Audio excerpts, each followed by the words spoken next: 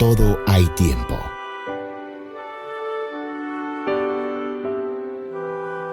Pero hoy te motivamos a que aproveches al máximo este tiempo para escuchar y alimentar tu espíritu de la palabra de Dios. El Centro Internacional de Alabanza, CIA El Salvador, presenta a su pastor Javier Domínguez. Esto es Vida para tu Espíritu. Yo quiero darle la bienvenida a cada uno de ustedes a esta preciosa serie que comenzamos hace 3 semanas atrás, que se titula Al que venza, y es que estamos hablando precisamente de las 7 cartas que Jesús le escribió a 7 iglesias diferentes de Asia Menor, precisamente de lo que hoy es Turquía. Y en estas cartas de estas 7 iglesias nosotros encontramos un gran mensaje de parte de Dios para nosotros, y es que diferente a lo que en general los dispensacionalistas creen acerca de que cada iglesia representa una dispensación de la iglesia, realmente la aplicación de la palabra de Dios es para todos. Por ejemplo, las cartas que nosotros leemos a Corintios, la primera y segunda carta de los Corintios, carta de Efesios, Gálatas, eran cartas reales, pero son aplicación totalmente para nosotros. Amén, porque es palabra de Dios. Amén, mi familia. Y es palabra para todas las épocas, y por lo tanto estas 7 cartas son exactamente igual. Son cartas dirigidas a iglesias, a congregaciones, a cristianos, como usted y como yo, para nosotros entender cuál es la voluntad de Dios y el pecado que se pudiera estar cometiendo y que pensamos que nosotros no lo estamos haciendo. Y por lo tanto, estas 7 cartas son de suma importancia para entender. Lo interesante es que al final de estas 7 cartas habla de los vencedores, habla de aquellos que vencen, hablan de aquellos que son los creyentes en sí mismos, porque no habla de superapóstoles, supercreyentes, supercristianos, sino que habla de el creyente, el verdadero creyente. Ese es el vencedor, y por lo tanto da 7 promesas distintas al cristiano, precisamente por cumplir estas 7 órdenes o mandamientos del Señor. Ahora, yo le quiero pedir a usted que este día usted ponga mucha atención, porque precisamente lo que vamos a hablar ahora tiene que ver muchísimo con la mayoría y cantidad de iglesias y cristianos, y es que tiene una razón de ser. Si nosotros analizamos las 7 cartas, usted se va a dar cuenta que de las 7 cartas solo 5 son reprendidas. Bueno, imagínense, solo 5, decíamos hablando, la mayoría, ¿no? 5 son reprendidas y solo 2 no son reprendidas por Jesús. Lo interesante es que estas 5 que son reprendidas, usted puede ver un orden degenerativo. Es decir, que si usted comete el pecado de la primera iglesia, como cristiano personal, su vida personal, usted va a caer en el segundo. Si cae en el segundo, va a caer en el tercero. Si cae en el tercero, va a caer en el cuarto, hasta depravarse casi totalmente. Precisamente este proceso degenerativo lo vemos en estas 5 iglesias, de la cual solo hemos visto una, la cual he reprendido, que es la iglesia de Éfeso. ¿Qué fue lo que Jesús le dijo a la iglesia de Éfeso? Que la había ¿qué? Que ellos habían ¿qué? Perdido ¿qué, mi familia? El primer amor. Perder el primer amor es pecado delante de Dios. Lamentablemente decíamos en esa predicación que muchos cristianos, y he escuchado pastores que dicen que el primer amor es una etapa, y que en la medida que usted va madurando, usted pierde su primer amor. Mentira. Casi blasfemia lo que le está diciendo, porque Jesús dice que el primer amor, perder el primer amor, que es algo que nunca se debe de perder, es pecado. Lo dice en la carta a Éfeso. Y esa fue la reprimenda. Luego vimos la iglesia de Esmirna, a la cual no reprendió porque era una iglesia sufriente. La alabó y no la reprendió. Pero hoy vamos a ver precisamente la segunda iglesia, la tercera en su orden, pero la segunda a la cual Jesús reprende, que es precisamente el segundo paso que se puede cometer en este proceso degenerativo y corrupción espiritual cuando se pierde el primer amor, y es comenzar a amar el mundo. Por eso que la enseñanza de este día, el título del sermón es Pérgamo, la iglesia perversamente mundana. Y es que si había una iglesia mundana, era Pérgamo. Y precisamente vamos a comenzar, para poder de una sola vez entender qué es lo que estaba pasando. Vamos a leer el texto, la carta que Jesús manda a Pablo a escribir precisamente a la iglesia de Pérgamo. Dice así la palabra de Dios en Apocalipsis 2, versículo del 12 al 17. Escribe al ángel de la iglesia en Pérgamo: esto dice el que tiene la espada aguda de 2 filos. Sé dónde moras, donde está el trono de Satanás. No obstante, retienes mi nombre y no negaste mi fe, ni aun en los días de Antipas, mi testigo fiel, el cual fue muerto entre vosotros donde mora Satanás.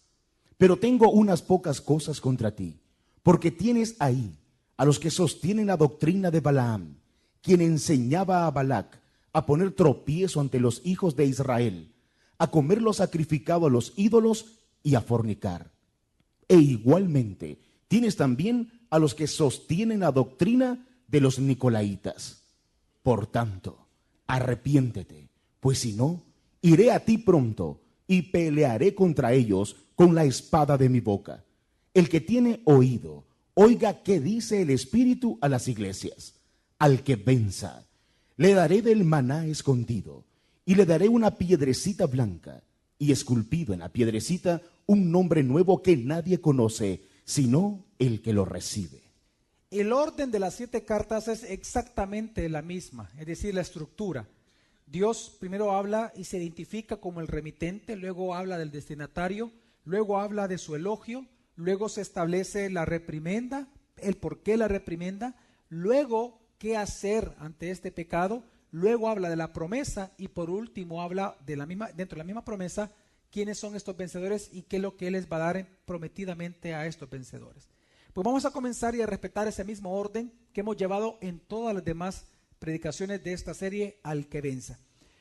Una vez más, ¿quién es el escritor acá? Es decir, ¿quién es el que dicta, el que habla esta carta que Juan le escriba?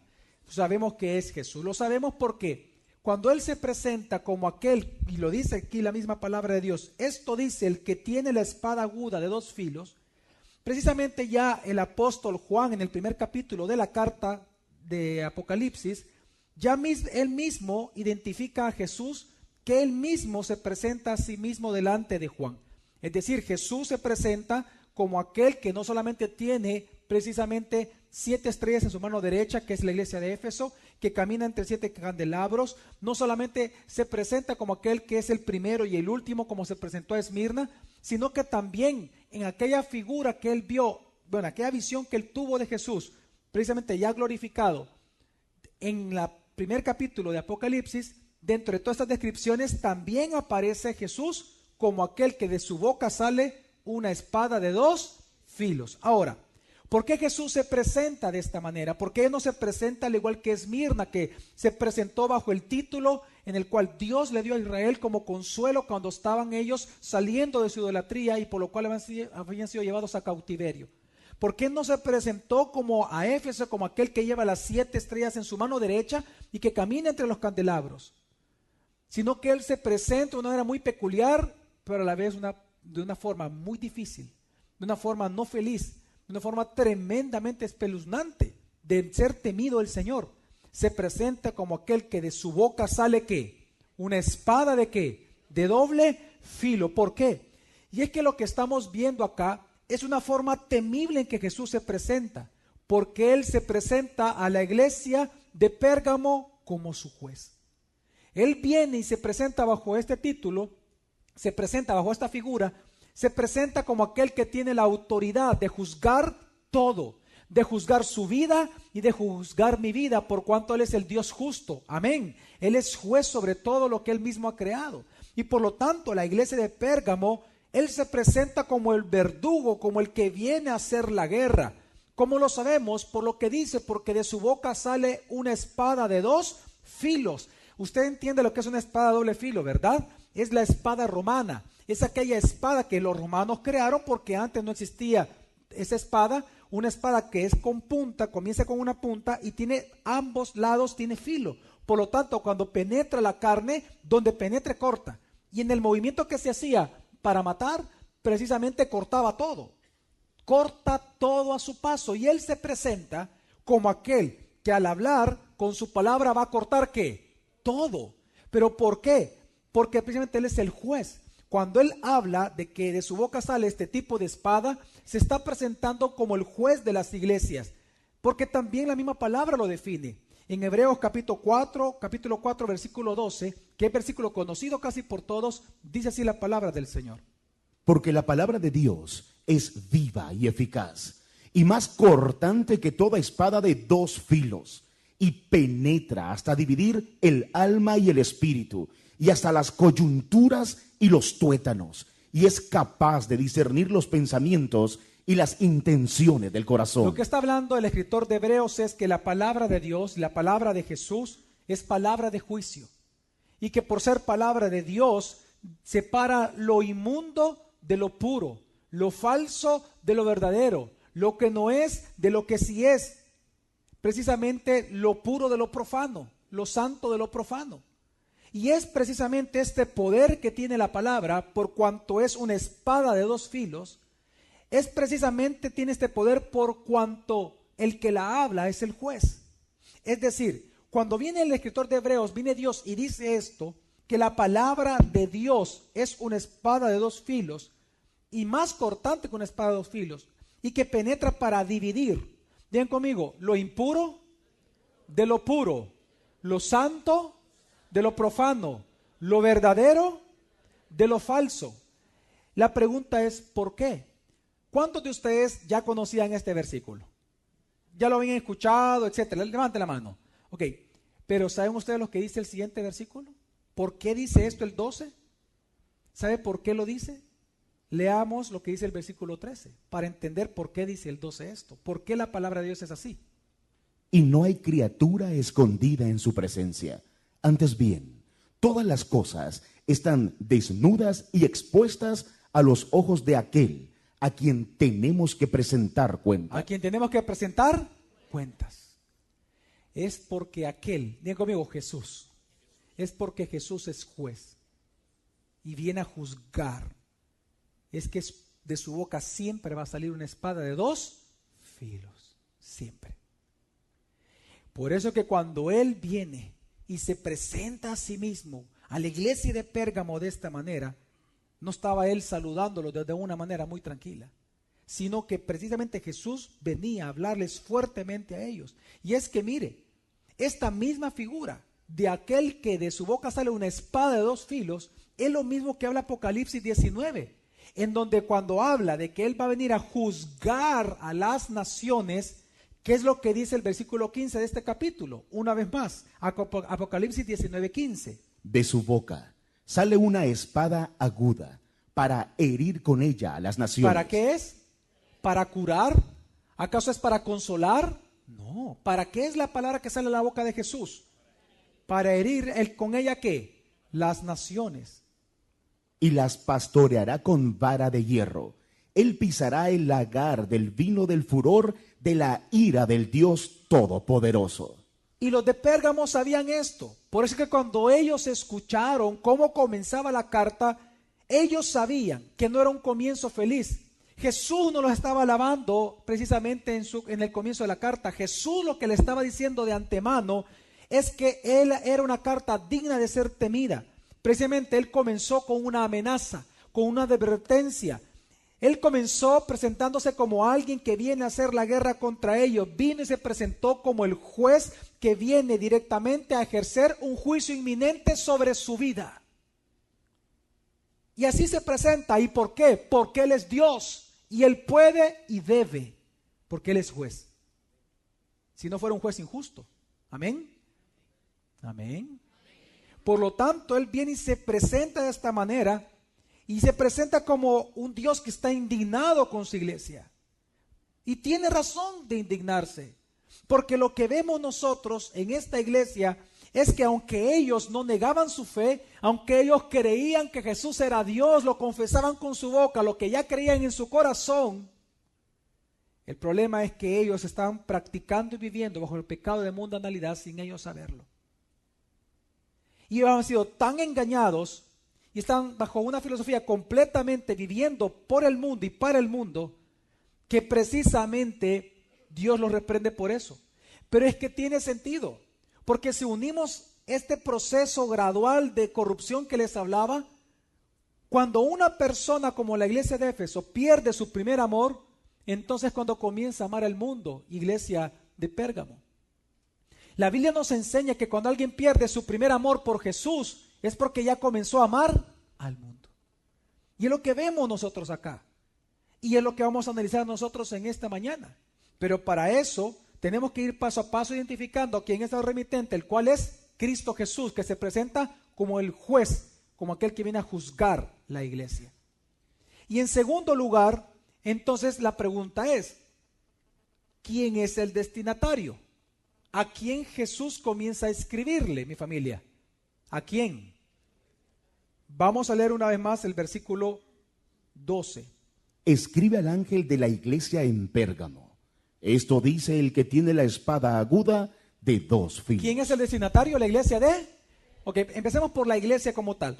Al igual que Esmirna, no tenemos información de cuándo nació la iglesia. Lo que sí sabemos, en Hechos 16 solamente se menciona que Pablo pasó por esta región, pero no dice que se quedó ni que evangelizó. En Hechos 19, cuando ya Pablo está residiendo en Éfeso y levantó la iglesia de Éfeso, lo que sí dice la palabra del Señor es que Pablo llenó con la doctrina de Jesucristo todo Asia. Llegó a toda Asia. Entonces lo que se entiende es que estando en Éfeso, es que de ahí en sus viajes internos de Asia Menor, es que precisamente se fundó esta iglesia de Pérgamo, al igual que de Esmirna. No podemos decir más porque la Biblia no habla de su origen. Sin embargo, sí podemos hablar de la ciudad. ¿En qué ciudad nos encontramos en esta mañana leyendo? Pérgamo. ¿Quién es la ciudad de Pérgamo? Pérgamo era la capital de la provincia de Asia Menor, precisamente del Imperio Romano. Esta gran región de lo que ahora es Turquía, esa gran región precisamente es lo que antes se llamaba Asia Menor. Ahí se encontraban las 7 iglesias de Apocalipsis. Pues precisamente esta ciudad llamada Pérgamo, esta ciudad se encontraba alrededor de unos 25 kilómetros del mar Egeo. Estaba más cerca de Esmirna que de Éfeso. De Éfeso quedaba muy lejos y de Esmirna quedaba muy cerca. Y es que precisamente a diferencia de estas dos grandes ciudades que hablamos hace 2 semanas atrás, la ciudad de Pérgamo no tenía la majestuosidad en comercio, en dinero, en cosmopolitan precisamente de Éfeso. Tampoco tenía la hermosura como ciudad de la perla del mar Egeo que era Esmirna. Pero sí tenía algo muy importante esta ciudad, y es que era una ciudad majestuosa. ¿Por qué? Porque quedaba en una parte muy alta precisamente de lo que es Turquía, de lo que ahora es Turquía, que actualmente tiene un nombre diferente. Esta ciudad todavía existe, no se llama Pérgamo, sino se llama Bergama. Y es precisamente en esta ciudad, y usted puede verlo en la fotografía, lo que usted está viendo ahí es precisamente el monte donde se encontraban varios templos, de los cuales todavía no voy a hablar, pero se encontraban varios templos ahí. Lo que usted está viendo simplemente es una pequeña porción de lo que ha quedado. Ahí hay muchísimas ruinas, pero precisamente era una ciudad. Si usted ve al fondo, lo que usted está viendo es el mar Egeo. Allá está Esmirna, lo que hoy es Izmir en Turquía. Desde Izmir se logra ver Bergama, desde Esmirna se lograba ver precisamente Pérgamo. Y Pérgamo era la capital de toda Asia Menor. Entonces Pérgamo, precisamente por eso Plinio el joven le llamaba en sus escritos la ciudad más distinguida de Asia. ¿Por qué? Porque era la capital y estaba en un lugar alto, a diferencia de Éfeso y de Esmirna, que era llanura. Ellos estaban en alto por encima de las demás ciudades. La pregunta es ¿por qué estaban ahí? Porque ahí habían casas. Todo eso estaba construido de casas, pero ¿por qué? ¿Pero por qué construir en un lugar tan alto una ciudad? Porque precisamente de eso queremos hablar. Pero Pérgamo, y esto es importante entenderlo para luego entender la enseñanza en general de lo que Jesús les habla. Pérgamo era conocida, y si algo era valioso Pérgamo es porque era una ciudad de intelectuales. Ahí había muchos intelectuales. ¿Por qué? Porque precisamente en Pérgamo existía la biblioteca más grande del mundo conocido después del Faro de Alejandría. La biblioteca más grande se encontraba, ellos tenían en esa época, en la época que Juan escribió, precisamente tenían más de 200,000 volúmenes, pero recuerden, en aquel entonces no era computadora, escritos a ¿cómo? A mano. Por eso es que el nombre de Pérgamo viene la palabra pergamino. Eso significa, porque cuando Egipto, y quiero que entiendan algo bien importante, aquí en Pérgamo ellos se jactaban de tener volúmenes que Cleopatra tuvo en su poder. Porque muchos de los escritos de los egipcios se los mandaron a Pérgamo como un regalo.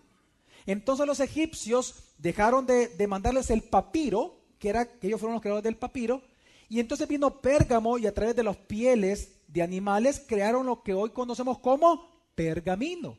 De ahí viene el nombre de Pérgamo. Entonces, era una ciudad de muchos intelectuales y era tan importante la biblioteca que había muchas universidades ahí, escuelas importantes, escuelas, por ejemplo, de idiomas, escuelas de traducción de idiomas, pero también existía, y esto es interesante, una de las escuelas más importantes de toda Asia de medicina. Bueno, ¿quién ha sido el médico? Aquí hay un doctor. Doctor, ¿cuál es el juramento que ustedes, cómo se llama el juramento que ustedes hacen? Hipocrático, porque ¿quién ha sido el más grande históricamente de todos los médicos? Hipócrates. Pero ¿saben ustedes precisamente quién es el segundo? Exactamente, doctor, lo felicito. Galeno. ¿Y Galeno sabe dónde nació? En Pérgamo. Por eso es que Pérgamo era una cuna de intelectuales científicos, de médicos. Porque Galeno era precisamente, nació en Pérgamo. ¿Y por qué estoy mencionando todo esto? Por lo siguiente. Porque precisamente su orgullo era tan grande que tenía que ver con muchísimo de sus prácticas y con muchísimo de su vida. Ahora. Pero aparte de todo esto que le estoy contando, que ya todo va a tomar sentido cuando comencemos a leer bien la carta, lo más famoso de Pérgamo no era ni su biblioteca únicamente, ni precisamente la historia de Galeno y lo que él fundó como una gran universidad en medicina, sino que era su idolatría. Porque Pérgamo precisamente lo más sobresaliente era que era una ciudad donde se encontraban templos preciosísimos. De hecho, en Pérgamo existían varios templos. El templo precisamente a Atenea, a Esculapio, ya vamos a hablar de cada uno, de Dionisio o Baco, precisamente, y también de algunos emperadores romanos, específicamente 3 emperadores romanos, y también del dios Zeus. Y yo no sé si usted se acuerda quién es Zeus. Zeus, recuerda, Zeus dentro del panteón griego, ¿quién era? El dios supremo. Entonces, precisamente, nosotros encontramos acá en Pérgamo una gran idolatría. Y precisamente por esta idolatría tan grande que había en este lugar, no es de extrañar entonces lo que Jesús precisamente les dijo a ellos, precisamente en Apocalipsis 2, de cómo él comenzó su elogio precisamente a los de Pérgamo. Ya vamos a ver, me quitan por favor la foto, ya vamos a ver precisamente esas fotos. Vamos a leer primero Apocalipsis 2, de 12 al 13. Escribe el ángel de la iglesia en Pérgamo. Esto dice el que tiene la espada aguda de 2 filos. ¿Cómo comienza su elogio a esta iglesia? Porque sí les da un elogio. Sé dónde moras. ¿Dónde moraban ellos? Donde está el trono de Satanás. No obstante, retienes mi nombre y no negaste mi fe, ni aun en los días de Antipas, mi testigo fiel, el cual fue muerto entre vosotros, donde mora Satanás. Ahora, fíjese bien, viene Jesús y comienza diciendo, esto dice el que tiene la espada aguda de 2 filos, sé dónde tú moras. Y establece el fundamento de su elogio. Eso no es un elogio, le dice, yo sé quién es tu vecino, yo sé dónde tú moras, yo sé dónde tus hijos viven, tú vives donde está el trono de Satanás. Y le dice, no obstante, y luego habla entonces del elogio. Ahora, quiero que entendamos algo. Cuando Jesús dice la palabra, tú moras donde está el trono de Satanás, usted tiene que entender que en griego la palabra trono no se refiere a la silla donde gobierna el rey, sino se refiere al poder y la autoridad que se tiene para gobernar. Es decir, Jesús es la única vez que en toda la escritura ocupa la palabra trono para Satanás. En Éfeso le llamó sinagoga ¿de qué? De Satanás. A los judíos que atacaban la iglesia, a ellos les llamó sinagoga de Satanás. Pero en este caso no le llamó sinagoga. ¿Cómo él dice que era el lugar? ¿Quién residía ahí? Si usted lee bien, dice en el versículo 13 dice, ¿dónde está el qué? Y al final, ¿qué dice? ¿Dónde mora? Dos cosas distintas. ¿Dónde está el trono y dónde mora Satanás? Ahora, quiero que entienda algo. Jesús, aquel que juzga, él juzgó. Y él le dijo algo a la iglesia de Pérgamo interesante. Le dijo que en ese lugar, y no sabemos por qué, en ese lugar, en esa ciudad llamada Pérgamo, Satanás había hecho su base estratégica precisamente de pecado sobre todo el mundo. Y quiero que entienda algo, por favor, Satanás no es omnipresente.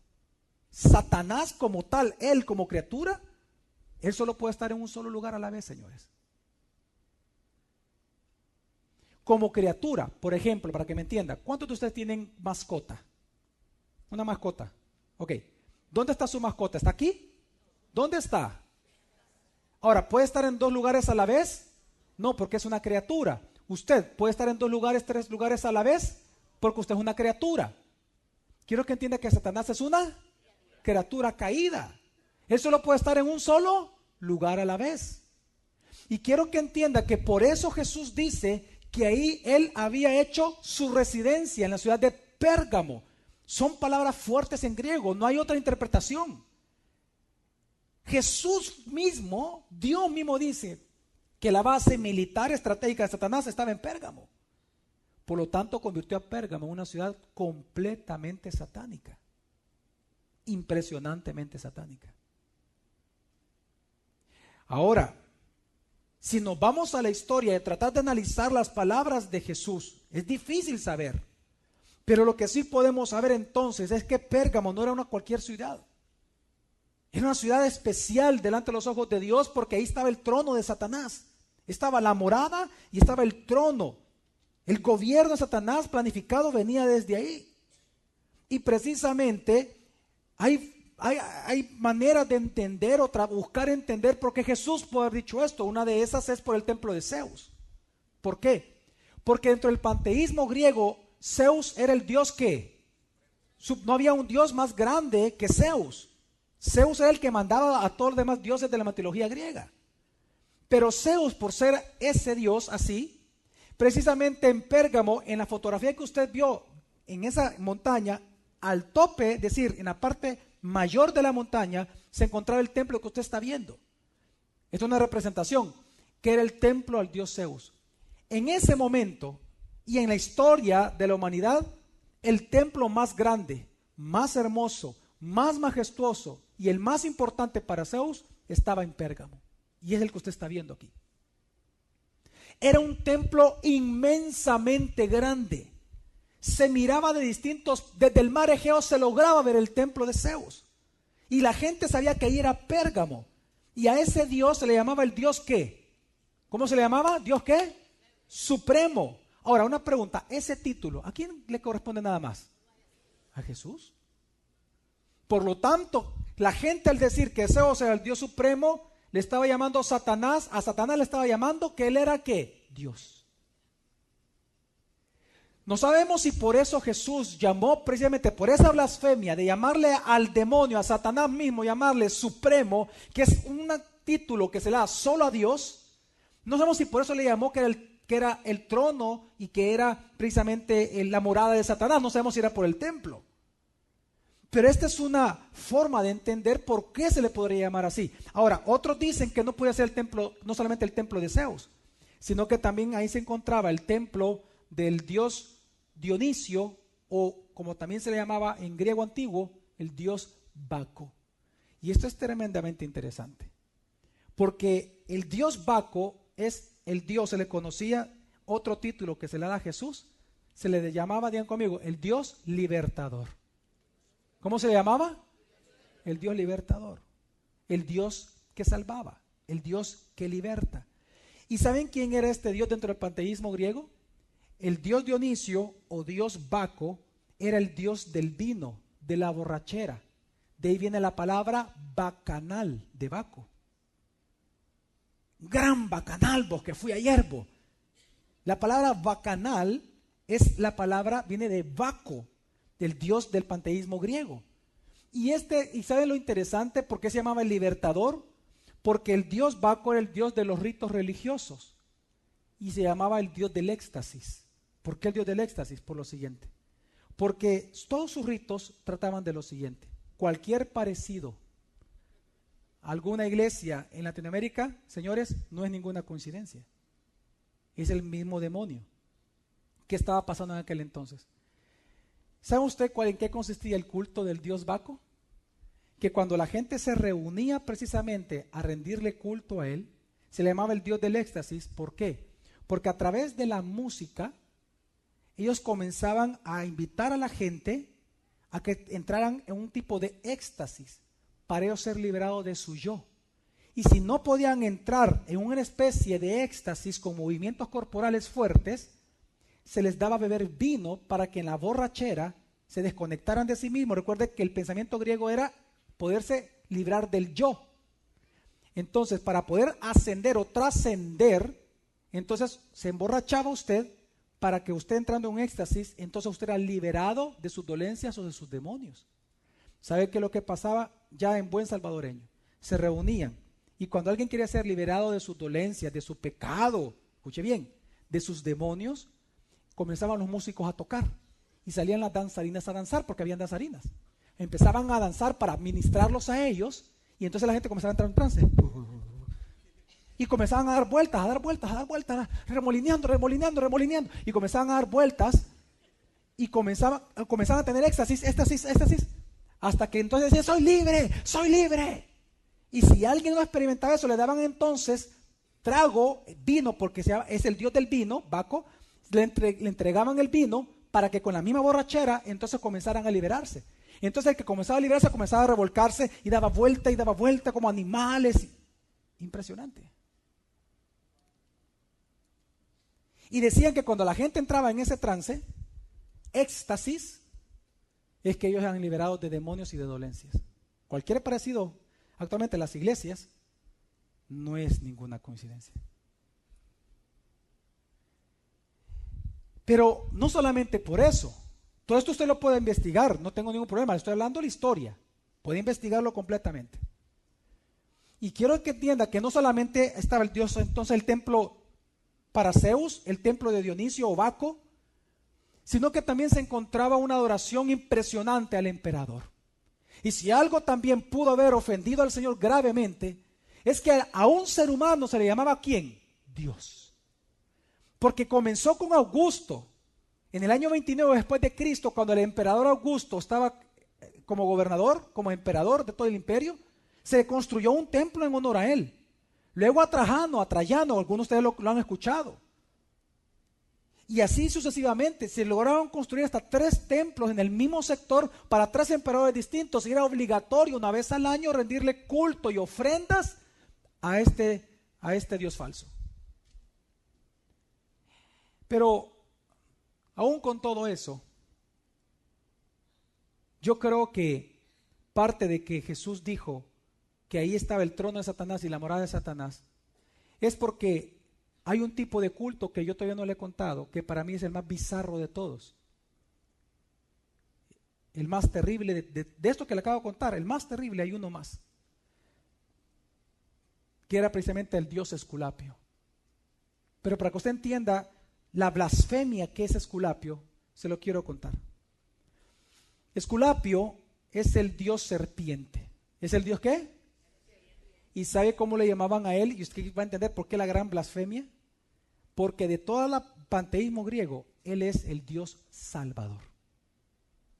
¿Cómo se le llama a él? Salvador.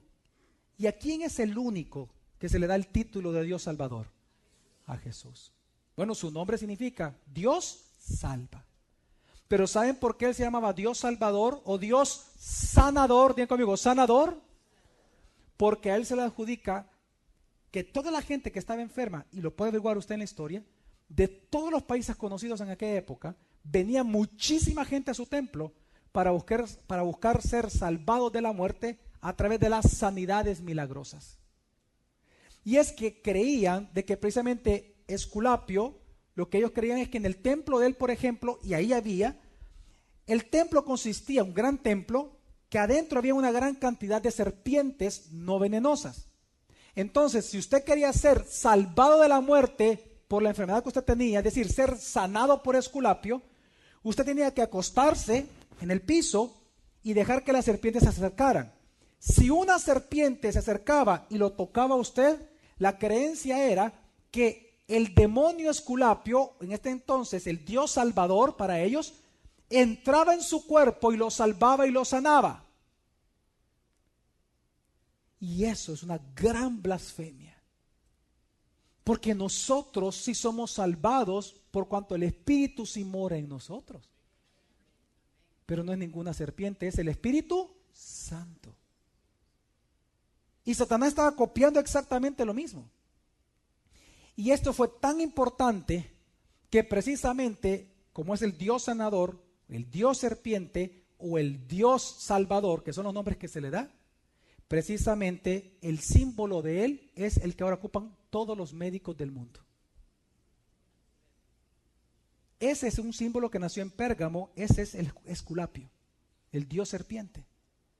Porque precisamente al ser ahí una cuna de médicos, ellos tomaron el concepto de Esculapio, la deidad de Esculapio, para ellos sanar. Y ellos sanaban en nombre de Esculapio, del Dios Salvador, y es una gran blasfemia. Ese es el símbolo de Esculapio, nació en Pérgamo, este símbolo. ¿Y sabe por qué le menciono esto? Porque precisamente es por esta gran idolatría que había en esta ciudad, no nos debe de extrañar cómo Jesús comenzó. Yo sé dónde tú moras. ¿Dónde está? ¿Dónde está? No tenga miedo de decirlo. ¿Dónde está? El trono de Satanás. Era una ciudad completamente blasfémica.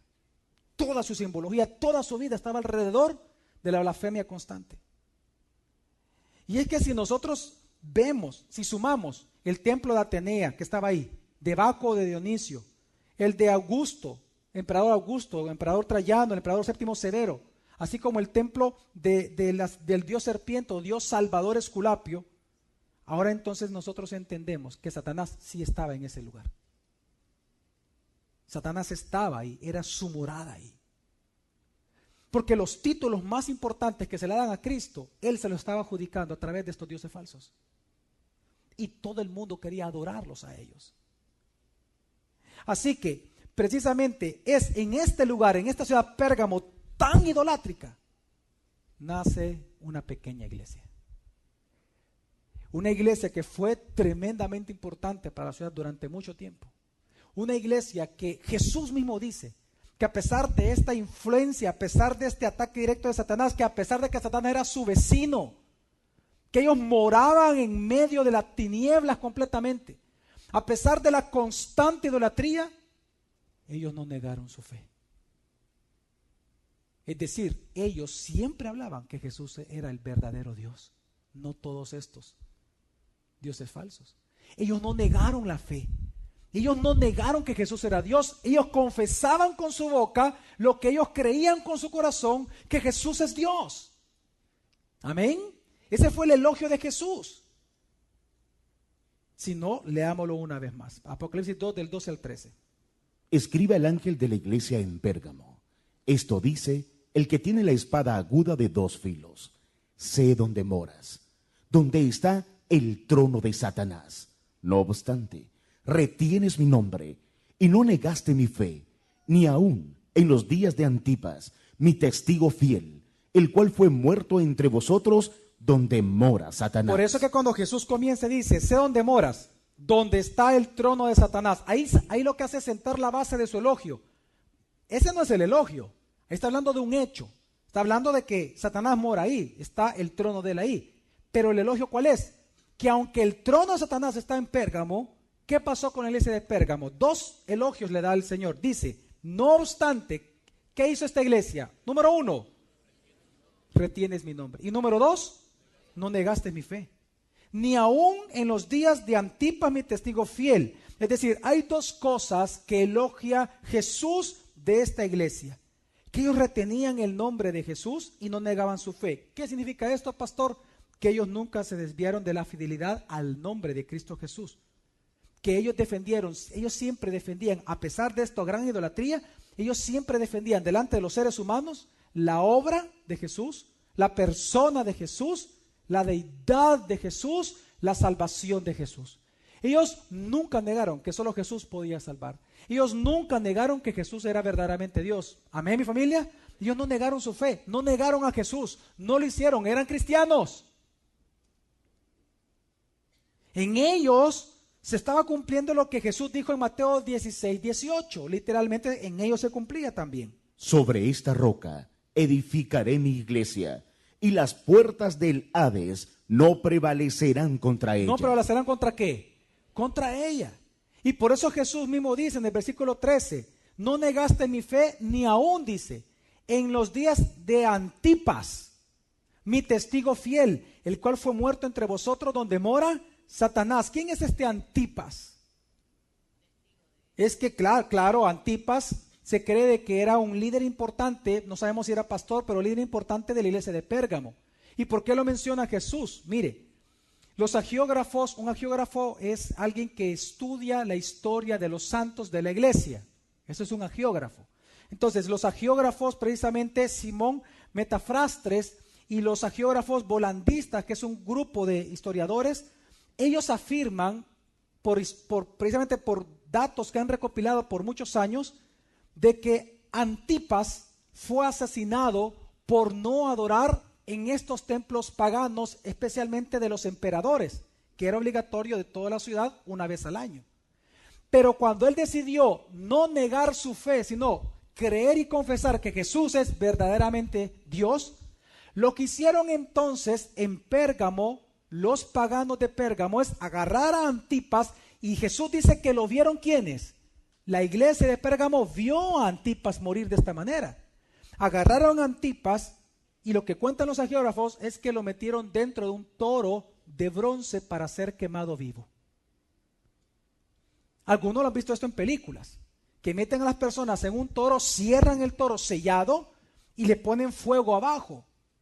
Es por eso es que esta figura del toro que usted ve, que es bien famosa, que está en Nueva York, ¿ha visto un toro que está ahí? Es este mismo. Es la figura de aquel toro que en Pérgamo precisamente mató y asesinaban muchos cristianos, entre ellos Antipas. Precisamente, fíjese bien, precisamente es a este Antipas que Jesús dice, ustedes han retenido la fe, no han negado mi nombre a pesar de que vieron morir a Antipas. ¿Usted entiende el elogio que Jesús le estaba dando? Qué precioso. Que a pesar de que Antipas frente a ellos fue asesinado brutalmente por no negar su fe, aún ellos decían, no vamos a negar a Cristo, no importa. Si vamos a morir como Antipas, pues morimos. Así de fuerte era esa iglesia.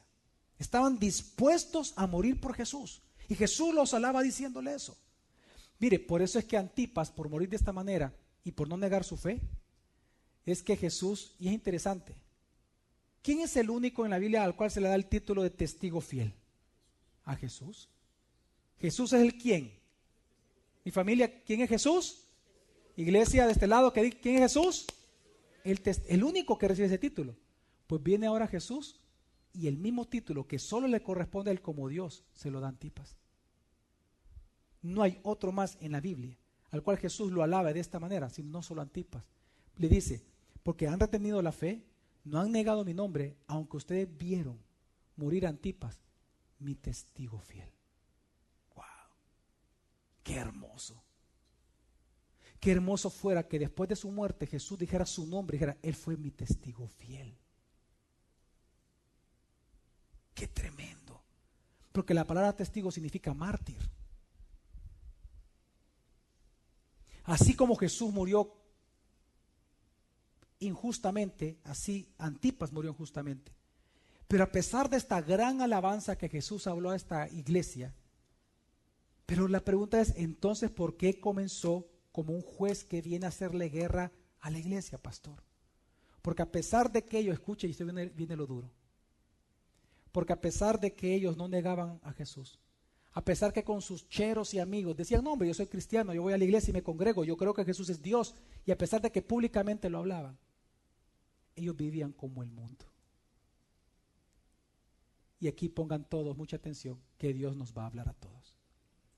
¿Cuál fue la reprensión y la confrontación que Jesús le hace a estos cristianos de Pérgamo?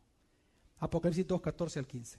Pero tengo unas pocas cosas contra ti, porque tienes ahí a los que sostienen la doctrina de Balaam, quien enseñaba a Balac a poner tropiezo ante los hijos de Israel, a comer lo sacrificado a los ídolos y a fornicar.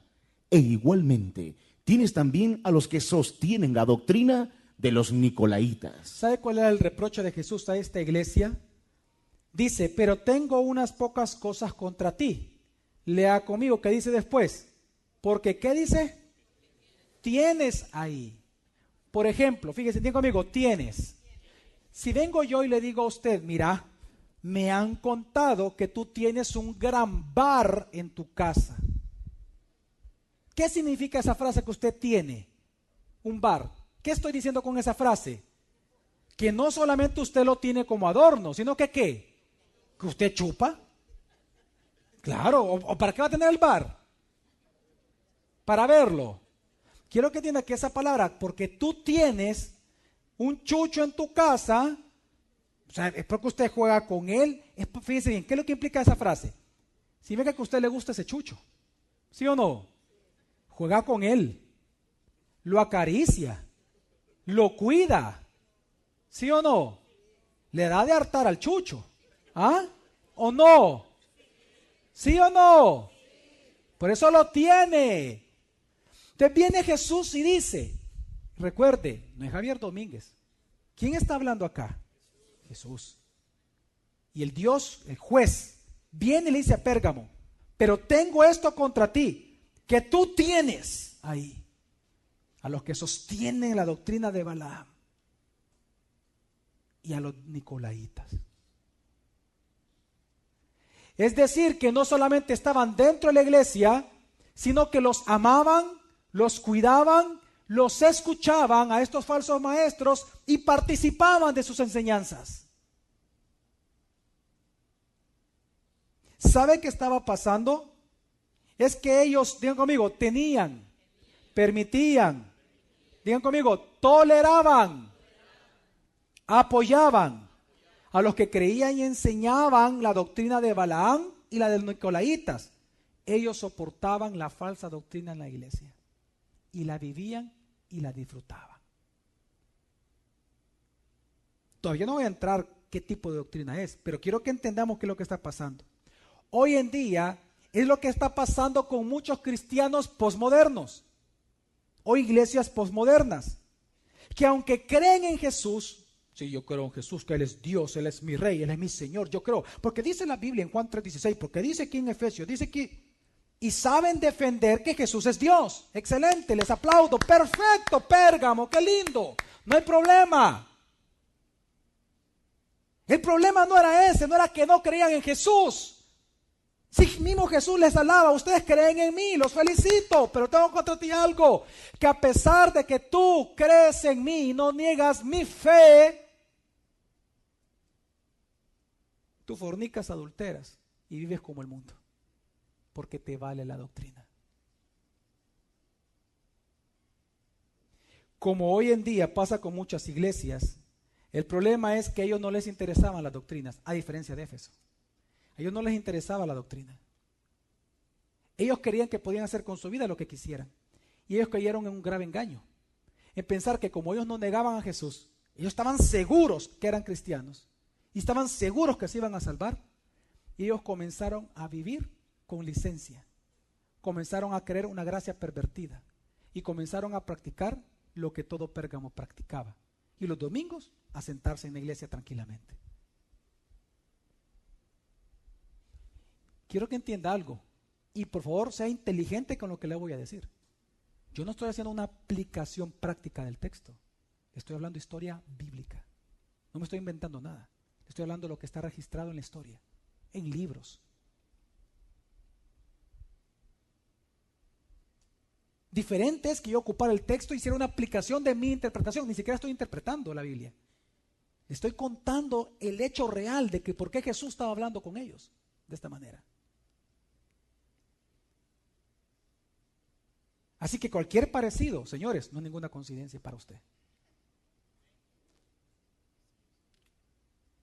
¿Sabe qué estaba pasando con ellos? Que ellos estaban transigiendo la verdad por seguir el error, porque ellos pensaban que con solo creer en Jesús ya eran maduros para hacer lo que el mundo hacía sin que eso les afectara a ellos. Grave error.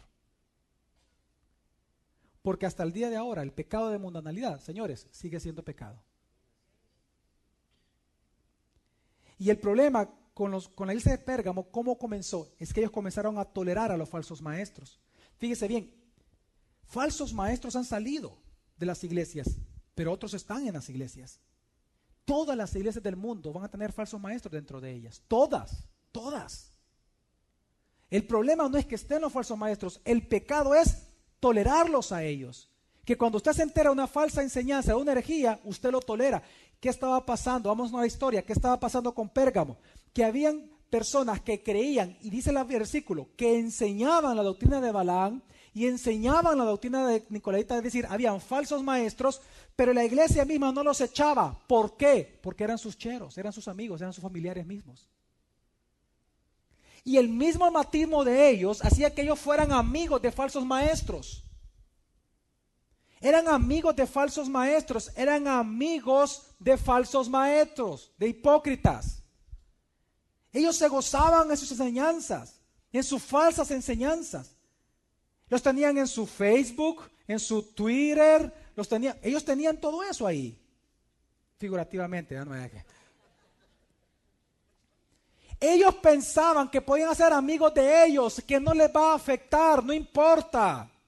Como aquellos aquí que tienen amigos que les hablan bien mal, por ejemplo, de esta iglesia, de sus pastores, pero usted no, como yo soy una persona de gracia. No, tú no sos una persona de gracia, de desgracia sos. Porque te amas a ti mismo y los amas a ellos por encima de la misma palabra de Dios y de la voluntad expresa de Dios. Porque los toleras, los soportas, eres amigo de ellos. Ese es el juicio de Dios sobre Pérgamo. Averigüe, por favor. No estoy ni siquiera interpretando. Y es que precisamente el problema es que ellos los apoyaban financieramente, los apoyaban con amigos, los empeñaban escuchándolos y lo peor de todo, que participaban de sus enseñanzas. Es decir, hacían lo que ellos les decían. Y es que el problema una vez más de ellos no es que ellos, fíjese bien, ellos no es que no creían en la Biblia, ellos creían en las Escrituras, sino no podían creer que Jesús era Dios. Y entonces, pastor, lo que pasa es que ellos no creían que fuera suficiente la Biblia. El problema era la suficiencia de las Escrituras. No creían que solo la Biblia es verdad, sino que pensaban que sus cheros y amigos, que aparentaban inteligencia, aparentaban sabiduría, ellos también tenían razón, por encima de las doctrinas fundamentales.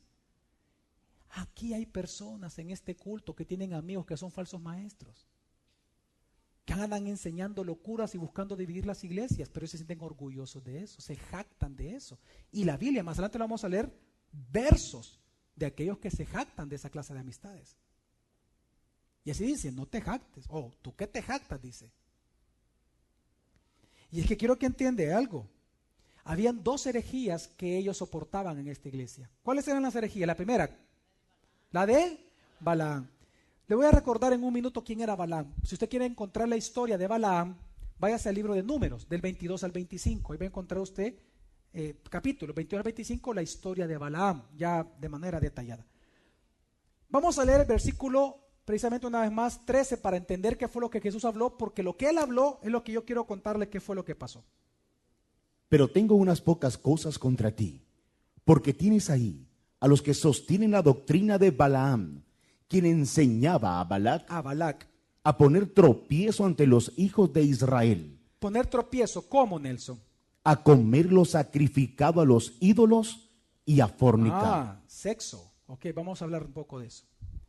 Lo que estaba pasando es lo siguiente, y Jesús lo menciona. Balaam era un profeta de pago. ¿Era un qué? Usted le pagaba y él profetizaba lo que usted quisiera. Y se cumplían. Interesante, movido por Satanás. Entonces, Balac, ¿quién es Balac? Balac era el rey de los moabitas. Que cuando el rey de los moabitas, llamado Balac, ve que Dios estaba con Israel y que Israel venía ganando a todos los pueblos, venía al pueblo que se enfrentaba con Israel, Israel le ganaba. Cuando él vio eso, él, dice la Biblia que él tuvo miedo.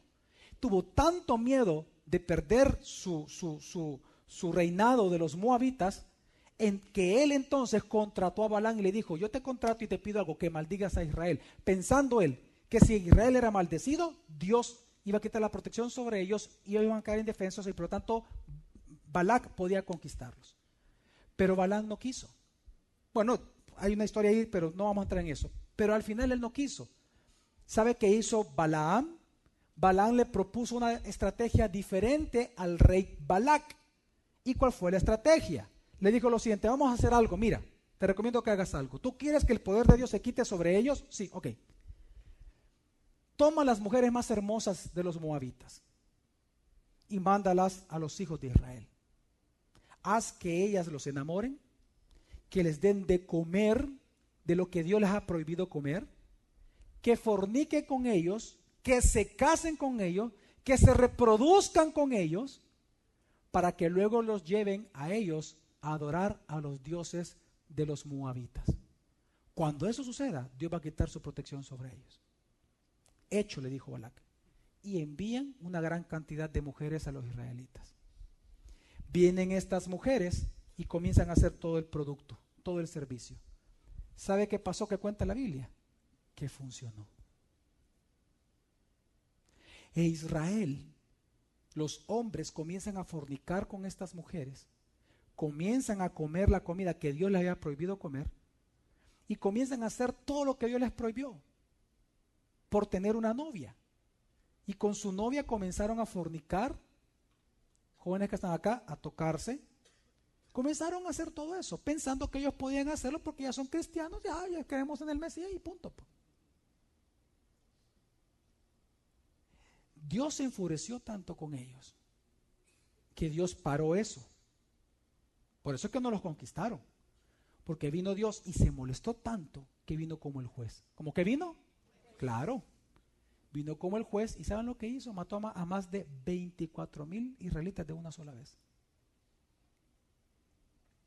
¿Y sabe qué sucedió? Bueno, muchos más fueron, de hecho. ¿Y sabe qué pasó con eso? ¿Sabe por qué los mató a todos ellos? Para que el pueblo temiera y viera que Dios era de ser temido. Y funcionó. Cuando ellos vieron la muerte de esta gran cantidad de israelitas y muchos de sus líderes importantes, ellos temieron y echaron a las mujeres moabitas. Pues ese pecado, precisamente de Balaam, de prostituir a Israel, de llevarlos a fornicar, a ser glotones, a vivir de manera licenciosa, pensando de que Dios no los va a disciplinar porque ya son cristianos, porque ya creen en Dios. Esa es la doctrina de Balaam en las iglesias. En otras palabras, si usted piensa que usted puede hacer con su vida lo que usted quiera, usted ya vive en la doctrina de Balaam. Si usted con su novia pasa ahí fornicando, como fueran chuchos, si pasan fornicando y como fueran animales, no cristianos, y usted ya está creyendo en la doctrina de Balaam. Si usted como padre no gobierna sobre sus hijos y sobre sus hijas, usted ya está en la doctrina de Balaam, porque usted está creyendo que usted es demasiado suficiente y sabio como para usted vivir como el mundo vive, practicando lo que el mundo vive, sin que eso le termine afectando a usted.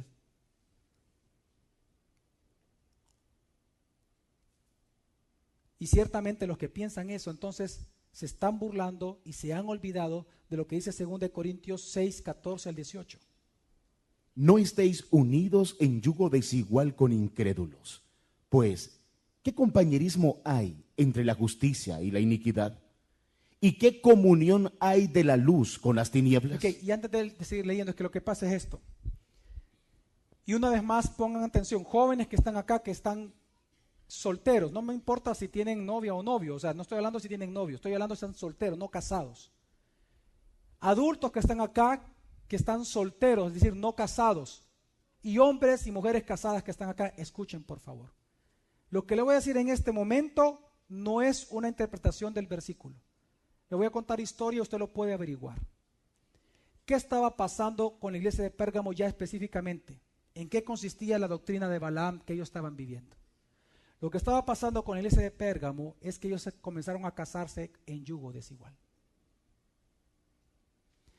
Es que ellos comenzaron a relacionarse con mujeres y con hombres que no eran cristianos y comenzaron a casarse.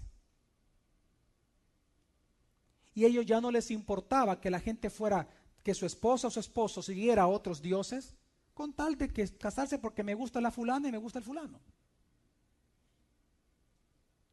Se estaban casando en yugo desigual y estaban fornicando antes de casarse para ver si eran compatibles.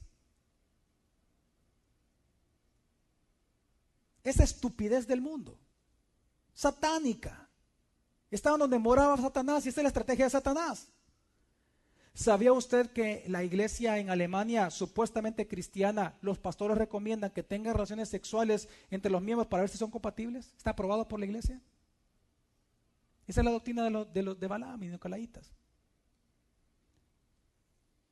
Lo que estaba pasando con el iglesia de Pérgamo es que ellos pensaban, y ellos, usted puede buscarlo, es que ellos iban a las fiestas paganas para tener relaciones con los demás, pero los domingos iban a la iglesia y alababan al Señor y le cantaban, como era en esa época también. Y ellos confesaban que Jesús era Dios con sus amigos, en su trabajo, con sus cheros, pero ellos pensaban que podían permitirse tener falsos maestros, falsos cristianos y una gran cantidad de paganos como amigos personales, sin que eso les afectara porque ellos eran suficientemente maduros. Esa es la doctrina de Balaam. Y cuando alguien cree eso y vive de esa manera, hoy sí, se olvidan de lo que dice esto la palabra. ¿Qué dice esto la palabra?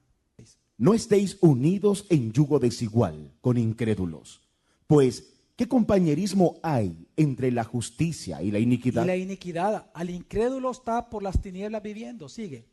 ¿Y qué comunión hay de la luz con las tinieblas? ¿Y qué concordia del Mesías con Belial? Con Satanás. ¿O qué parte del creyente con el incrédulo? ¿Y qué acuerdo entre el santuario de Dios y el de los ídolos? Porque nosotros somos santuario del Dios viviente. Como dijo Dios, habitaré entre ellos, y entre ellos andaré, y seré su Dios, y ellos serán mi pueblo. Por tanto, salid de en medio de ellos, y separaos. ¿Y qué dice? Separaos. ¿Sabe usted lo que significa la palabra eclesía, la palabra iglesia? ¿Los llamados a qué? A estar separados, a salir fuera del mundo. Pues ellos como iglesia estaban regresando al mundo. Ese es el pecado de mundanalidad, el pecado de Balaam. Sigue. Dice el Señor, y no toquéis lo inmundo, y yo os recibiré, y os seré por padre, y vosotros me seréis por hijos e hijas, dice el Señor Todopoderoso.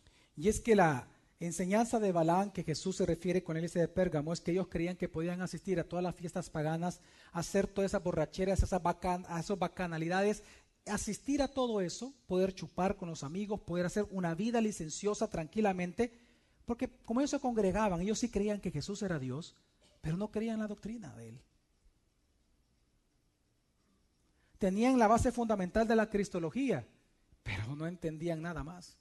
No entendían armateología, no entendían la soteriología, no entendían la doctrina del Espíritu Santo, neumatología. No entendían nada de eso, no les interesaba a ellos la doctrina. Ellos creían que podían vivir de esa manera como los demás, participar de las depravaciones, fornicaciones, al estilo de vida inmoral de la época y a la vez estar unidos a la iglesia cristiana. Ellos pensaban que se podía hacer eso. Ellos, recuerden, ellos no negaban su fe, ellos creían que Jesús era Dios y Jesús los alaba por eso. Pero negaban la eficacia de las Escrituras y se burlaban de Dios al participar del mundo. Ellos se habían olvidado que aunque eran cristianos, estaban haciendo algo que dice Santiago 4:4. ¿Qué dice? Adúlteras, ¿no sabéis que la amistad del mundo es enemistad para con Dios?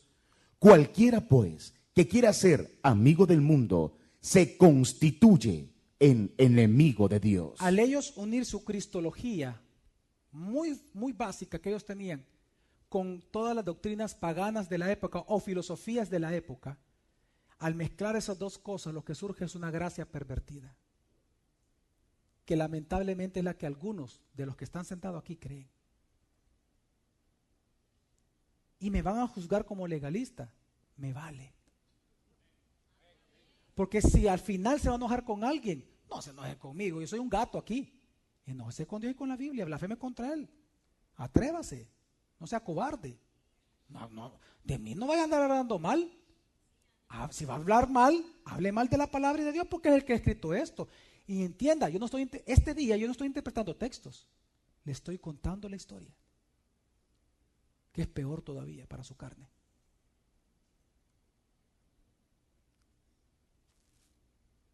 Ellos creían en una gracia corrupta, corrompida. Por eso es que Jesús, después de hablar de Balaam, en Apocalipsis 2, ¿de quién habla luego? E igualmente, tienes también a los que sostienen la doctrina de los nicolaitas. ¿Quién es Nicolás? Nicolás es aquel que estaba a la par de Esteban cuando fue elegido por los apóstoles precisamente para él servir a las mesas. Así como estaba Esteban, fueron 5 los que fueron escogidos. Entre ellos estaba Esteban, pues uno de ellos era Nicolás. Nicolás era un falso cristiano que se coló y llegó a puestos altos en la iglesia. Él era un prenóstico, según Ireneo, era un prenóstico. Y él comenzó a creer las doctrinas gnósticas de tal manera que su gracia era pervertida, de tal manera que él expuso, porque está en las escrituras, está la historia de él, es que él comenzó a enseñar a la iglesia de Jerusalén que podían fornicar, adulterar, que los gobernantes podían acostarse con las vírgenes del pueblo de Dios, y entre ellos podían fornicar, adulterar y tomar y emborracharse sin que eso constituyera pecado delante de Dios, porque estábamos bajo la gracia. Esa es la enseñanza de Nicolás. Y tuvo, claro, muchos adeptos. Él fue expulsado de la iglesia y él generó esta secta. Y muchos fueron engañados por él. Y entonces Jesús lo que les está recordando es eso. Les está diciendo que en todas las iglesias, no solamente a Pérgamo, a todas las iglesias del mundo, quiero que entienda que siempre van a haber nicolaitas dentro de las iglesias, siempre van a haber. Mi preocupación no es esa como pastor. ¿Sabe cuál es mi preocupación? Que no ejerzamos la disciplina de Dios en la iglesia. Esa sí es mi preocupación. Porque el reclamo de Dios a la iglesia de Pérgamo es que ellos no ejercían disciplina, soportaban a los falsos maestros. ¿Me doy a entender, mi familia? Mientras que aquí no lo soportamos, por eso se han ido, en fila se han ido. Y se van a seguir yendo, gloria a Dios. Cada vez que se confronta con la verdad, un falso maestro tiene dos opciones porque lo enseña la Biblia, cómo hay que confrontar a un falso maestro. Primero hay que ganarlo para Cristo, pero si él decide, dice la Biblia, que no, entonces hay que echarlo al tal. Y lo que hemos comprobado en esta iglesia, que cuando confrontamos a un falso maestro, se va. Y se va hablando mal, porque va hablando como que él sí tiene la razón doctrinal. Y que ese es el tipo, la señal básica de un falso maestro. Porque dice que no tiene en mal de hablar de las autoridades. Entonces él se va y gana muchos adeptos y contamina el corazón de creyentes. Pero gracias a Dios, y voy a hacer un paréntesis, usted está en una iglesia donde creemos en la disciplina eclesial. Aquí disciplinamos hasta a los pastores. ¿Y usted lo ha visto? ¿O no lo ha visto? Claro. Pero esta iglesia no lo hacía, ese fue el reclamo. El reclamo de Jesús no es que había nicolaitas ni balaamitas. El reclamo es que los soportaban, los escuchaban, les aplaudían, los invitaban a comer, les financiaban, los tenían en contacto en Facebook. ¿Entiende usted? Es que tal vez usted piensa que es legalismo.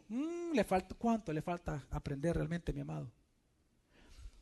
¿Quién fue el que escribió, voy a hacer un paréntesis, quién fue el que escribió Apocalipsis? Juan. En esta misma fecha que Dios le habló de Apocalipsis, ¿qué escribió él? ¿Qué más escribió Juan? Aparte del Evangelio, ¿qué fue después? Las cartas. Le voy a explicar por qué escribió las cartas después de Apocalipsis. Es interesante. ¿Sabe usted que la segunda carta de Juan, cuál fue el motivo de Juan escribirla? Que habían muchos en las iglesias que estaban siendo amigos de falsos cristianos. Se fue. La segunda carta de Juan, revíselo ahorita, no tiene capítulos, es bien cortita. ¿Y sabe cuál es el reclamo de Juan y la orden de Dios para todas las iglesias del mundo, incluyendo esta? Es que no debemos de hospedar, ni debemos de soportar a aquel que es un falso cristiano, que es descubierto como falso cristiano. Pero por eso luego escribe la tercera carta de Juan, porque en la tercera carta de Juan ya equilibra, y él dice, pero sí tenemos que ser hospedadores y amigos de nuestros hermanos verdaderos cristianos. A ellos sí, pero al falso no. Porque el falso, una vez confrontado, no acepta la confrontación, ¿qué tiene que hacer toda la iglesia? Echarlo. Y ya no podemos ser amigos de él. Es más, no debemos.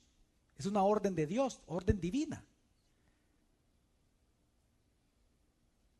Pero algunos de ustedes son arrogantes, soberbios, en donde siguen insistiendo en eso. Y es que precisamente se olvidan de lo que dice la palabra de Dios. Se olvidan de lo que dice la palabra de Dios. En 1 Corintios 5, versículos 6 al 7, ¿qué dice? Aquellos, vean para acá. Esta palabra es para aquellos que se jactan de tener amigos que son falsos cristianos, que son divisores de iglesias. Y no estoy haciendo aplicación del texto una vez más. Estoy hablando de lo que pasaba en esa iglesia. De aquellos que enseñaban doctrinas falsas porque no les interesaban las doctrinas fundamentales. Que se creen que son los más sabios y que se saben todas. A estos que se jactan de tener amigos así, de tenerlos en sus contactos, que se jactan. Ok, ¿qué les dice Dios a ustedes? No es buena vuestra jactancia. ¿Por qué no es buena esa jactancia que tienen? ¿No sabéis que un poco de levadura leuda toda la masa? Limpiad la vieja levadura para que seáis masa nueva, como sois. Como sois ya. Yo explicar qué significa. Sin levadura, porque el Mesías, nuestra Pascua, ya fue sacrificada. Usted no va a limpiarse de vieja levadura para volverse masa nueva. Es porque usted ya es una masa nueva que tiene que limpiar su masa todos los días de vieja levadura para que usted no se contamine. Amén, familia. Sin Cristo usted ya está contaminado. Usted mismo es tinieblas, dice la Biblia. Amén. Pero una vez usted es cristiano, usted ya está limpio. Entonces, ¿por qué permitir levadura? Y es lo que está diciendo acá. Y recuerda que aquí está hablando de la iglesia. Está hablando de aquellos que tienen amistad con personas que son mundanas, falsos cristianos, divisores. No es buena su jactancia. Entienda, siempre van a haber nicolaitas en las iglesias y siempre van a haber baalamitas. Ya es su responsabilidad venir y exponerlos a la luz, aunque sean sus propios familiares o sus propios amigos. Pero ¿saben qué es lo que está pasando en esta iglesia? Que son muchos muy cobardes. ¿O no, pastores? Que hay gente que de repente, mira, me enteré de que tú estás con una persona que está haciendo un grave mal a otro grupo de personas de la iglesia. Ay, pastores, que yo no le puedo decir eso, que mire, esa persona a mí me lo confió, fíjese. Eso me lo confió, así que yo no le puedo contar a usted. Yo a esa gente le digo una cosa, no es que tú me tienes que contar, no es opcional. Tú me tienes que contar. Porque aquí el encargado de ejercer la disciplina en la iglesia somos todos nosotros. Con que a familiares yo he tenido que echar. Claro.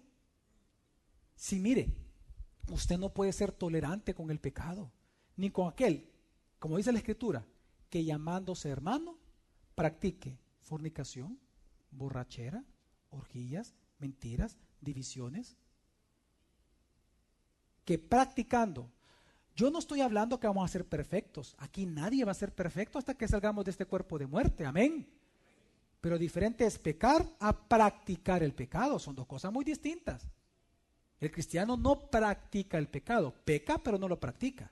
Practicar es estar con todas las de ley practicando, fornicando, adulterando que yo quiero y punto.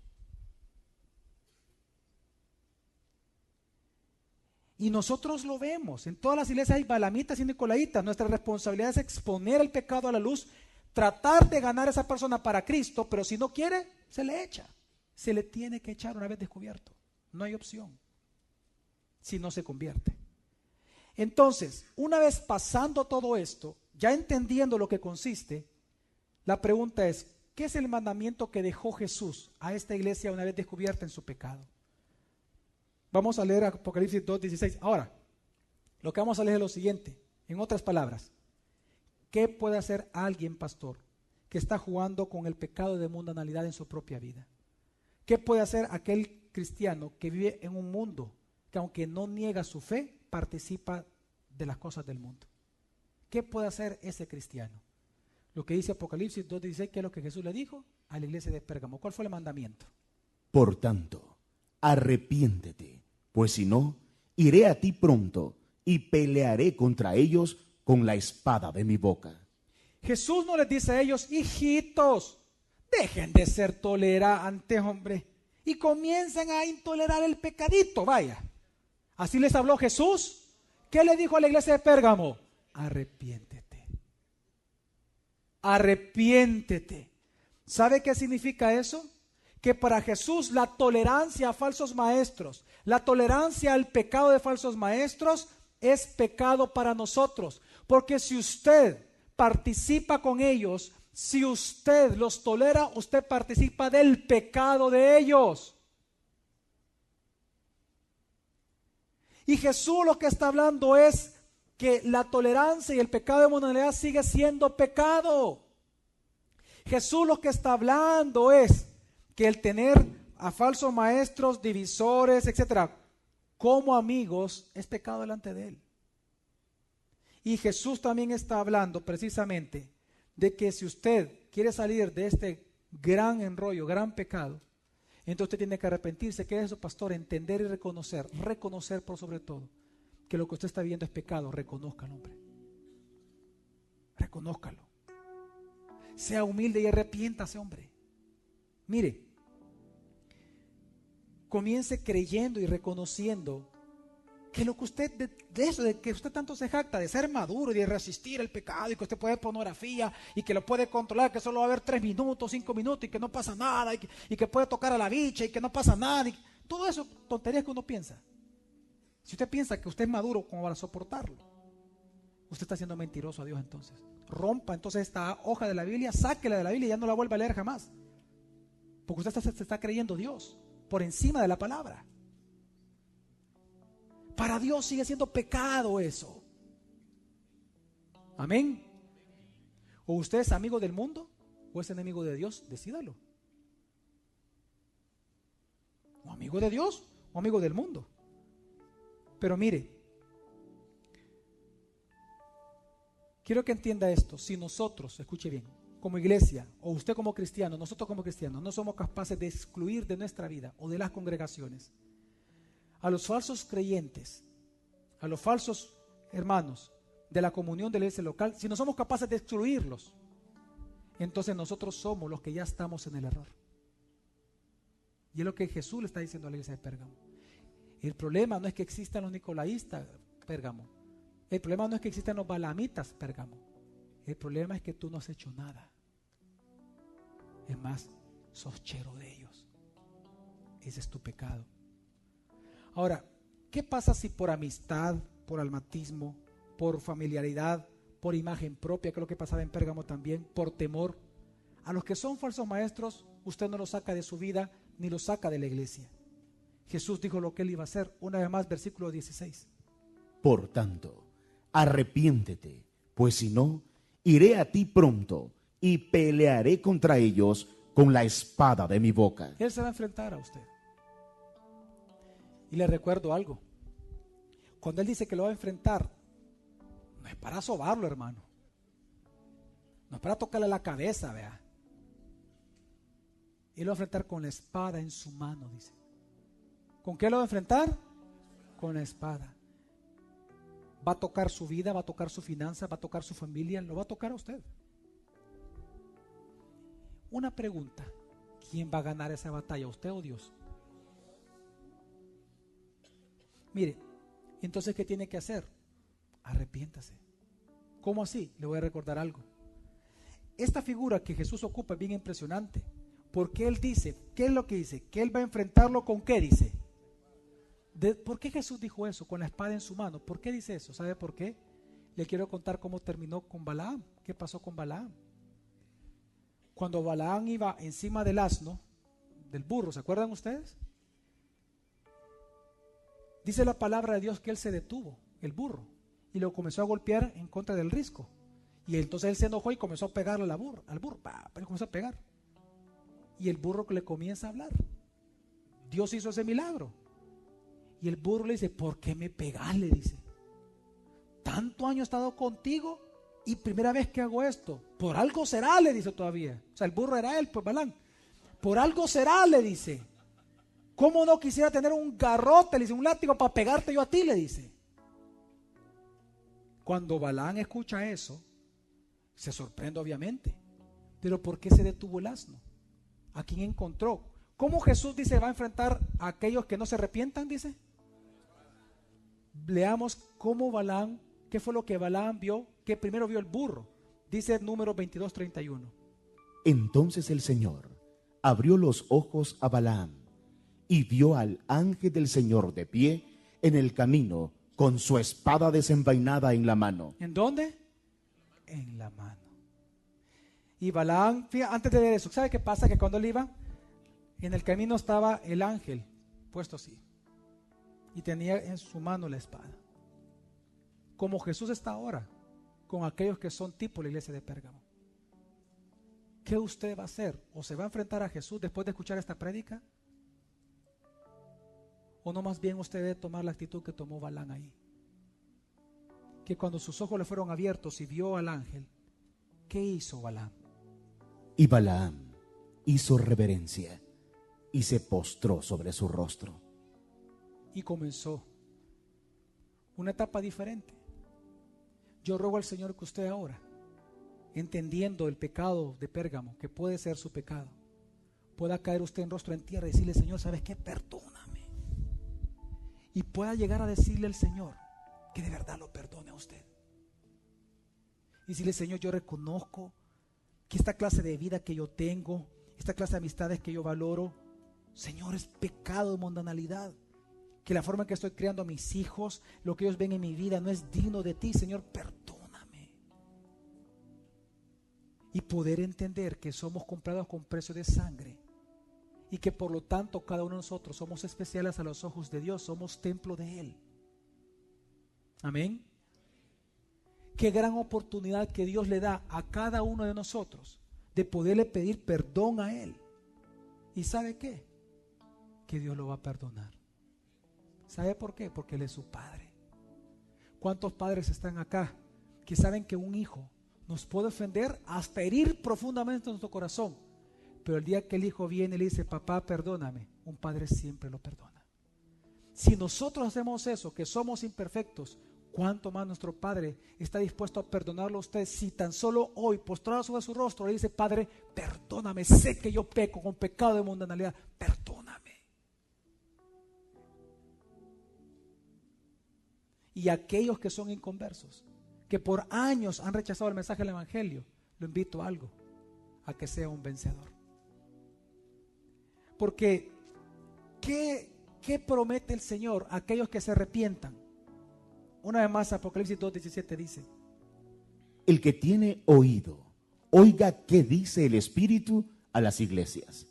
Al que venza, le daré del maná escondido, y le daré una piedrecita blanca, y esculpido en la piedrecita un nombre nuevo que nadie conoce, sino el que lo recibe. Es que lo que está pasando acá es lo siguiente. Él dice que los únicos que van a arrepentirse van a ser verdaderamente los vencedores. ¿Quiénes son los vencedores, pastor? Son los cristianos. No son una clase especial de cristianos. ¿Cómo lo sabemos? Porque el mismo Juan lo explica en su primera carta, capítulo 5, que los vencedores son todos los cristianos del mundo. Entonces Jesús lo que dice es lo siguiente, que los vencedores, los que venzan, los que se arrepientan, ¿por qué? Es que tiene sentido. El que es verdaderamente oveja del Señor, ¿qué dijo Jesús? Mis ovejas, ¿qué dijo? Mis ovejas, ¿qué dijo? Oyen mi voz y que necesariamente va a ser la oveja del Señor. Sí. Hoy, Jesús le está hablando a usted. Le está diciendo que por favor usted deje esa relación de fornicación. Le está diciendo que deje ese pecado de idolatría de usted mismo.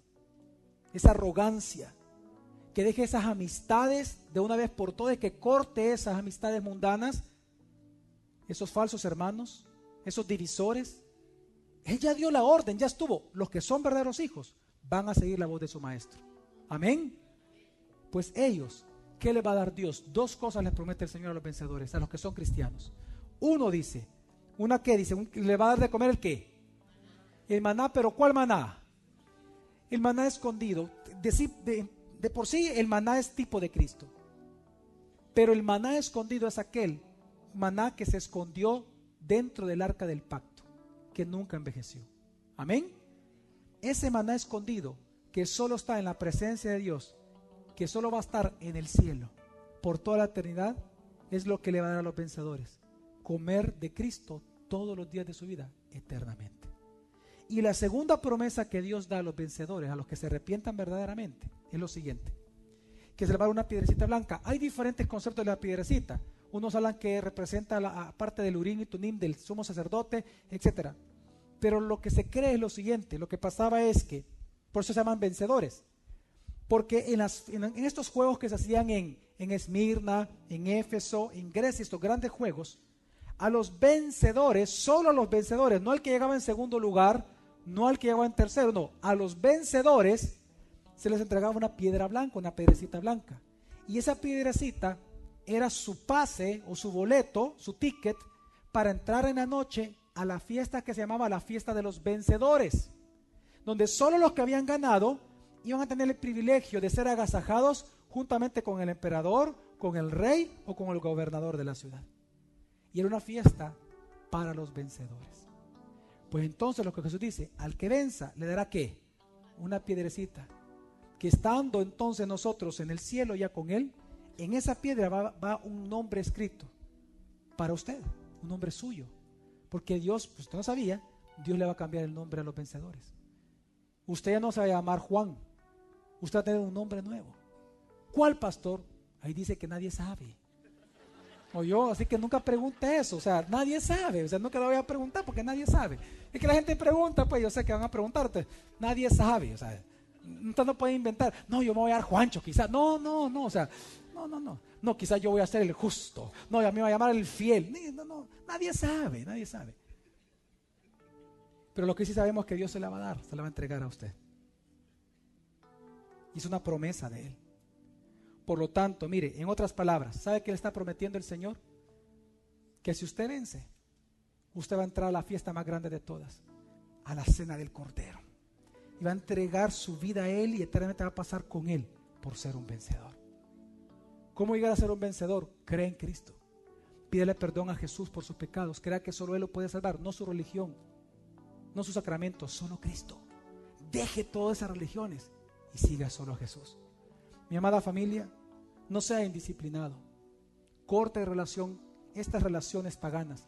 No viva como el mundo. Sé que va a pecar porque somos imperfectos, pero glorifique con su cuerpo a Jesús. No solo con su boca, con su vida glorifique a Jesús. Amén, mi familia. Por favor, arrepiéntase. Crea en el Evangelio, arrepiéntase y vuelva a aceptar la soberanía de Cristo sobre su vida, el señorío de Cristo. Sométase a Él. Vamos a orar.